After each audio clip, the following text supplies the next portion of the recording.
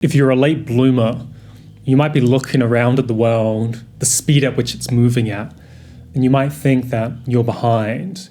You might think that you're fading away, or you might think that the opportunity of living life to its fullest when it comes to how you would like to live is slipping away.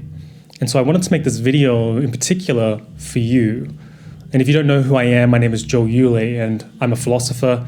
I help people from all around the world to choose and know the right career path with conviction. And many of the people that I've helped are late bloomers themselves, self-professed. And they would tell you that it takes them a long time before things actually come to fruition.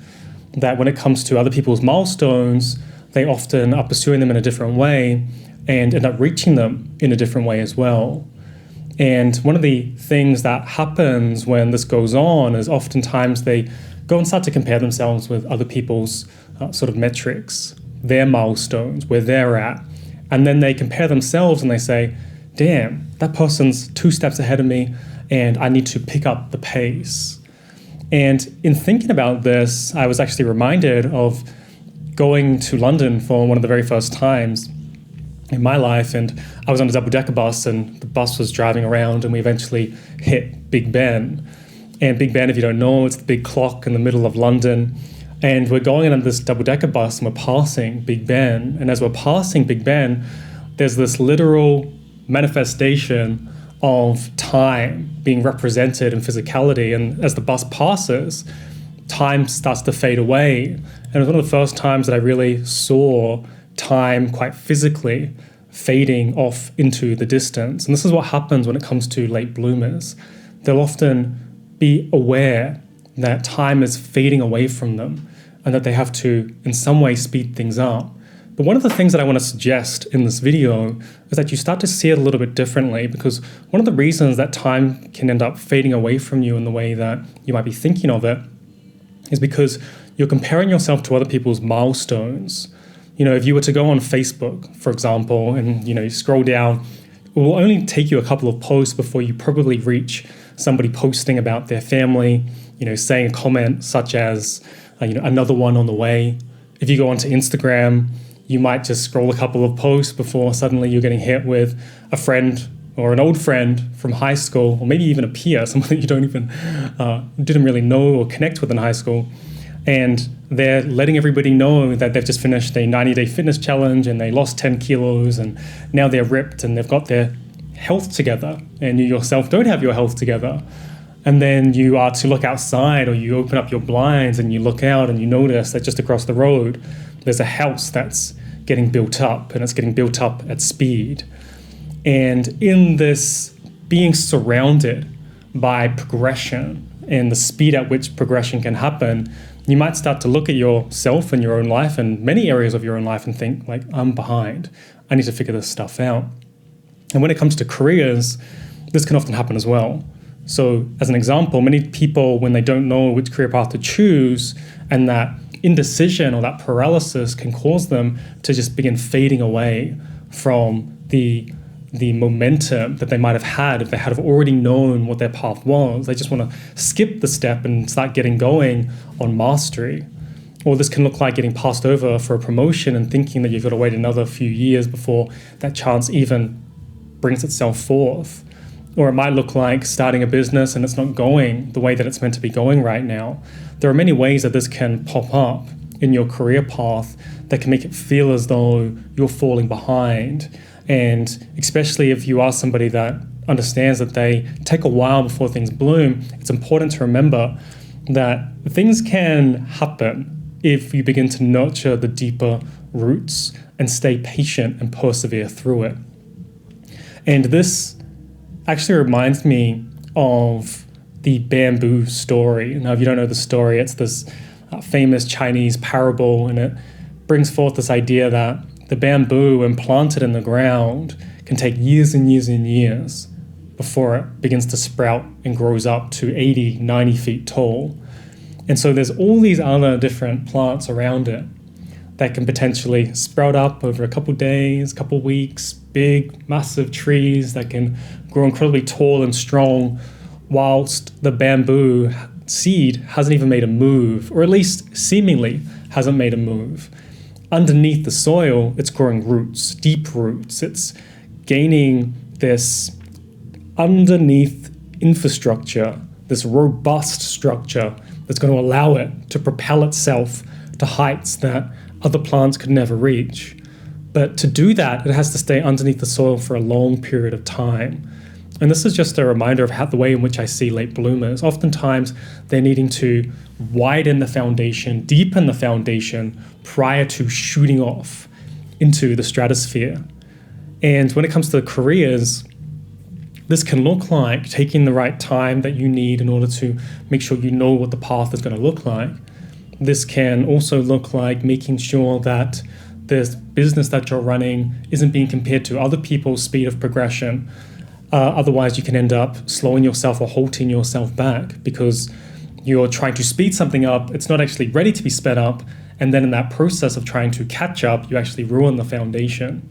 And so I wanted to bring forth a couple of reminders for you, if you are somebody that is a late bloomer, on how you can actually progress yourself and your career path later on to the point where you end up surpassing probably your own expectations. And so one of the very first reminders is to make sure that you have very clear aims.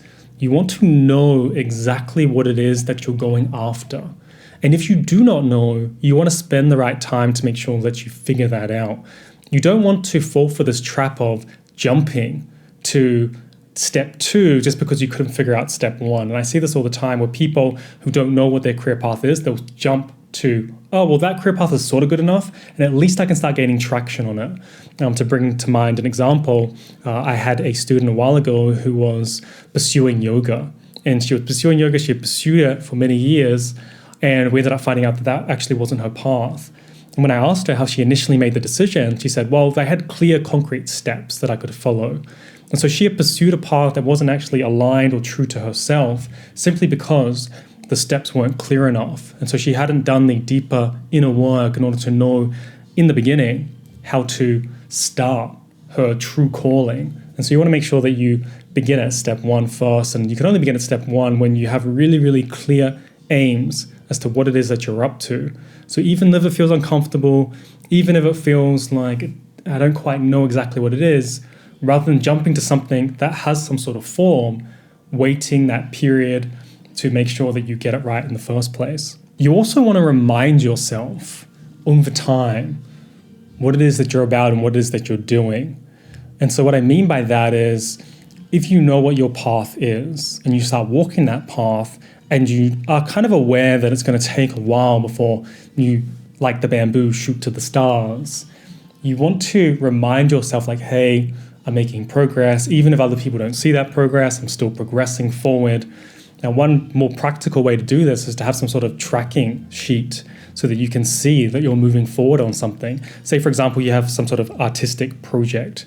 If you have an artistic project, what you can do is you can start to track the days or the hours, or even in a diary journal fashion, the progress that you made, whether that is numbers, whether that is just entries from your own point of view, how you moved everything forward, however you want to make a progression shown to you, just tracking it can really help, because then when you're in these days of despair or in these days of nothing's moving forward, nothing's happening, you can go back on that and you can look over it and you can say, oh, okay, actually, I made a bit of progress here.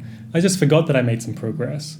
And even though it's in the dark and even though other people might be out there shining themselves and their work and how it is that they're moving in the world, you yourself can get a recognition that, hey, I'm actually moving forward. It's just in the dark. And at some point, it's going to start to come forth. Now, the final point that I would bring to your attention is to recognize if you're actually wasting time and if you're actually not going to make it. Meaning that there are times where we have to face the harder reality. We have to face what would be seen as the more realistic truth. And in facing that more realistic truth, we can evolve and adapt and say, okay, I'm not going to let this hold me back from my dreams or my endeavors. And this can often require some sort of paradigm shift, meaning that we're not quite seeing the world correctly. We're seeing it in a way, or even we're seeing ourselves in a way that isn't going to allow us to reach our particular aims. And when this happens, what you can do on a more practical level to give you that paradigm shift, to give you new beliefs, new formations of ways that you see the world is to begin to invest in yourself. So say, for example, you're somebody that has never done any sort of research or investigation or study within the domain of marketing. And yet you are somebody that wants to walk a path where you have some sort of business that is brought forth to help you to meet and serve the people that you want to work with. Well, then what can happen is that if you go and do this research, you'll end up finding new different beliefs that you need to adopt in some way, bring into how you walk your path. And only by doing that can you start to move forward and end up serving people in a different way. But you would never have received these new insights if you didn't go ahead and study. Different paradigm shifts can be really important in understanding how you need to make these particular leaps forward in time so that they're not always holding you back. It's one of the major reasons that I see a lot of people never being able to fulfill their own potential and walk their own career path, because they're still holding on to the same beliefs that they had back in high school. They're still holding on to the same beliefs about themselves that they had back in university or college. And they haven't been able to re-equip themselves with different ideas and different beliefs and different philosophies that would actually help them to get to where it is that they need to go so they can have that big spurt later on and fulfill their potential. And the last reminder I would say is that patience is a lot of it. You just got to keep walking in the dark sometimes. And just by walking in the dark, what ends up happening is that you start to make progress, even if in and of yourself you're like, is it actually working? Is it actually moving forward? Even though I'm going a way that nobody else really understands, am I actually going to get there?